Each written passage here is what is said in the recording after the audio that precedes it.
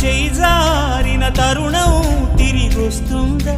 ప్రతి పూటొక పుటలా తన పాఠం వివరిస్తుందా?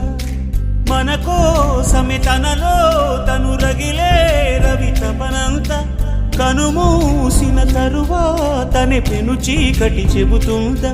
కడతేరని పయనాలెన్ని పడదోసిన ప్రణయాలెన్ని అని తిరగే ఛాయా చరిత పుటలు వెను చూడక పురికే కథలు తమ ముందు తరాలకు స్మృతుల చితులు అందించాలా ప్రేమికులు. ఇది కాదే విధిరాత అనుకోదేం ఎదురీత. 10 నెలలు తనలో నిన్ను మోసిన అమ్మైనా